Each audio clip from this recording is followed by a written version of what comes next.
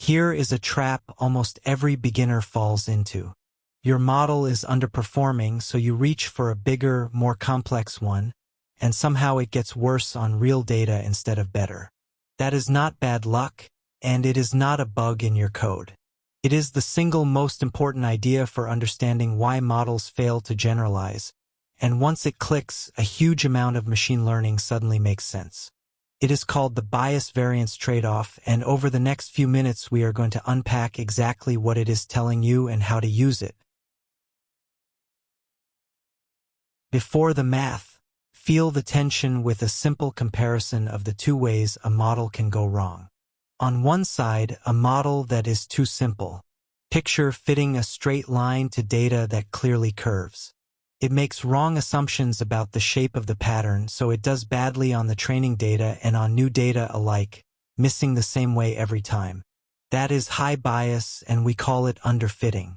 On the other side, a model that is too complex.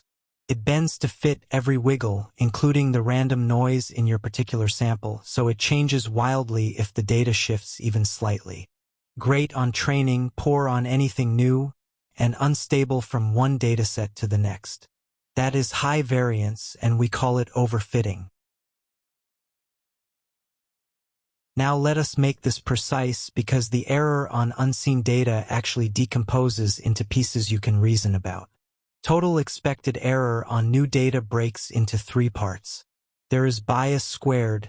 From wrong assumptions, there is variance from sensitivity to the sample, and there is irreducible noise you can never remove.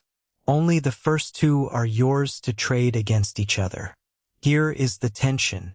As you crank up model complexity, bias goes down because the model can finally capture the pattern, but variance goes up because it starts chasing noise. Push the other way towards simplicity and it reverses. You cannot lower both at once by complexity alone.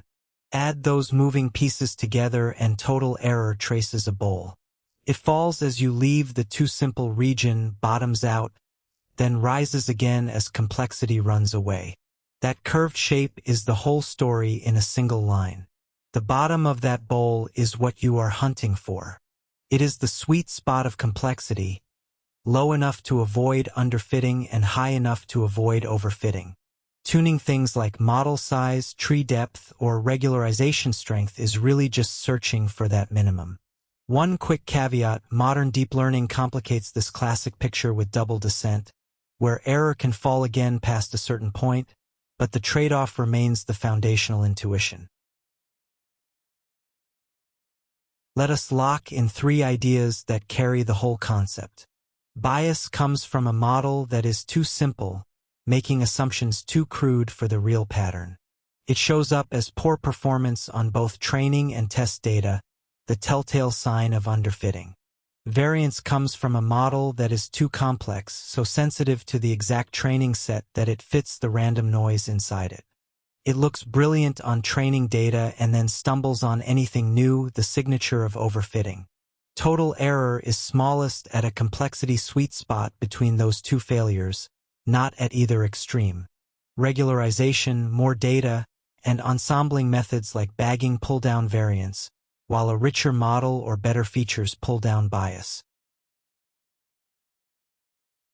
Alright, for takeaways worth keeping. Generalization error splits into bias squared, variance, and irreducible noise, and only bias and variance are yours to trade. Too simple means high bias and underfitting, poor everywhere, while too complex means high variance and overfitting, great only on training.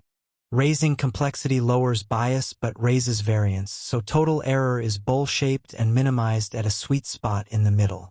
Regularization and more data fight variance, while richer models fight bias. To see more machine learning intuition unpacked like this, head over to standarity.com. Catch you in the next one.